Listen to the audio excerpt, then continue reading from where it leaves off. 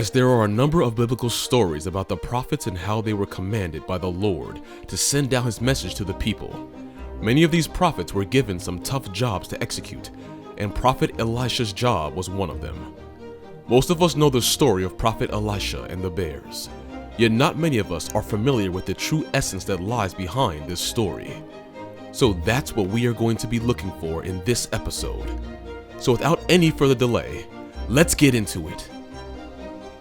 2 Kings chapter 2, verse 23 through 24.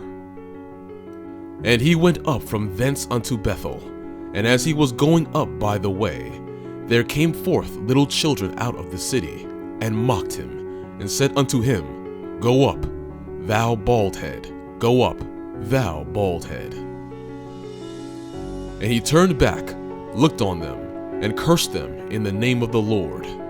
And there came forth 2 she-bears out of the wood, and tare 42 children of them. The passage we are referring to here in this instant is being taken from the book of Kings that recalls some troubling and uncomfortable events that took place in the life of Prophet Elisha. As he was moving from a place to Bethel, he was encountered by some youth who made fun of him and insulted him. As a result, 2 female bears came out of the woods and killed 42 of these young men. Now on the surface, this appears to be excessive. One might think that they were just children who were acting like children, as it is mentioned in the verses from 2 Kings chapter 2, verses 23 through 24. And yet, because his feelings were hurt, Elisha the prophet decided it was appropriate to murder them all. In reality, by cursing them in the Lord's name, God ultimately sent the 2 bears. Most people will consider this an unfair killing, proving that God is malevolent and capricious. But the question arises, is that in fact the case in this scenario? Was Elisha and, eventually, God correct in his actions against these innocent children who were only acting like children? A person having a sensible mental approach and knowledge could be asking these questions, but there is another side to the story that we do not know about much. We can answer these questions by looking into the actual context as to what they meant in reality. First, in this text, the Hebrew word for children is also used for young men, which means the people who were mocking Elisha were not little kids but grown-up men. The Hebrew word for children is also used to indicate Joseph, who was 17 years old at the time, in Genesis chapter 37 verse 2, and army men in 1 Kings chapter 20 verse 14 through 15. Genesis chapter 37 verse 2. Generations of Jacob.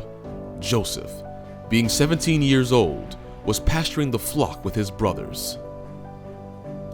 He was a boy with the sons of Bilhah and Zilpah, his father's wives, and Joseph brought a bad report of them to their father.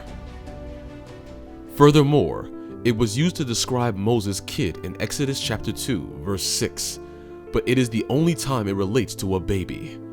At times, it alludes to an unknown age servant, so in this case, instead of children, mature teens or young men are more suited. Just as the English term young man can be applied in a variety of ways, so can the Hebrew term. In English, someone from childhood to their 20s could be referred to as a young man without seeming strange. It could even be used as a derogatory term in the context of putting someone who was acting arrogantly back in their place. Another element has contributed to this group's misperception of its identity. These individuals are referred to as quatans. This adjective's base meaning is little or small, and it is thus understood to signify small children. However, a closer look at how this adjective is used reveals that it is not always used to describe something little. In its most common meanings, it denotes either youth or insignificance. This would imply that we are discussing youthful or low-ranking Narum. Deuteronomy chapter 23, verse 13. You shall not have in your bag 2 kinds of weights, a large and a small.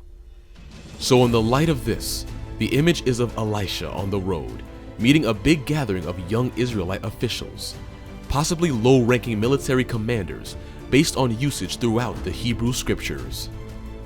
The group encounters Elisha on the road as they were leaving the city of Bethel. Bethel was one of the two principal high places constructed as a shrine for the worship of golden calves by Jeroboam, the son of Nebat, the other being at Dan.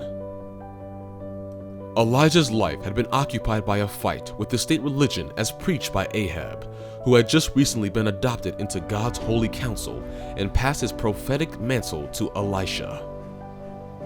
Jezebel, Ahab's wife, had brought with her a Phoenician religion centered on Baal worship, which she had combined with the already idolatrous worship of a version of Yahweh through the calves. Context of this ongoing theological strife, the taunting of this bunch of young toughs when they came across the prophet traveling alone can be seen. Go on up is a command to go to the city, but also to a high place to make a sacrifice. Refusing to engage in the Israelite civil cult had resulted in the execution of hundreds of Yahweh's prophets at the hands of Ahab's soldiers. Failure to comply with the mob's demands to engage in pagan worship would have resulted in Elisha's execution, as it had for so many other prophets. The term bald head simply emphasizes the dangerous aspect of their approach. The phrase used here, which translates as bald head, is not the common term for baldness in older males. Rather, it refers to persons who have a leprous condition and are hence ceremonially filth or unclean. When the she-bears appear, it is not to slay children for the impiety of making jokes at the expense of a prophet. It is not to restore Elisha's honor. These bears, on the other hand, appear to protect Elisha and rescue his life from the ancient Israelite equivalent of brown shirts. While no total number is given for these young officials, the fact that the bears mauled 42 of them suggests that it was more. Thematically and terminological argument indicates that the mocking youngsters in the Elisha tale were not merely calling him a bald-headed guy. Rather, they were addressing Elisha spiritually. It is certain they weren't only making fun of Elisha by calling him baldy, as some interpreters have argued.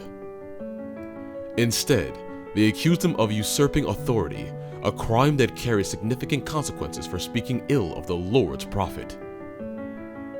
As a result, they incurred the wrath of God, whom they had earlier warned. Leviticus chapter 26, verse 21 through 22. And if you walk contrary to me, I will send wild beasts among you, which shall rob you of your children. This function was clearly served by our Elisha story. It advised those who heard the prophets not to mock them. Jeremiah and others advised the people not to dismiss prophetic messages, lest they face the repercussions of foreign invasions from which God would otherwise protect them. But the Elisha approach is a little different in that it aims to protect God's prophet's public status. Who could be expected to heed God's warnings through prophets if they were a laughingstock? That is theological talk for saying it. Sociologically, the myth is a technique of preserving the social esteem in which prophets were held, keeping their hearers frightened and prepared to offer alms to them. We may recognize the story of Elisha and the bear's position and purpose in holy literature when we examine it. And it is clear that the word of God cannot be mocked in any way. And if people do that, they would be punished in the same way as the people of Bethel were punished. May God have his mercy upon us all. And that's all about this video today. Share your thoughts with us on the story of Prophet Elisha and the bears. Hope you enjoyed this detailed story of the prophet. Don't forget to like and subscribe to the channel. See you next time.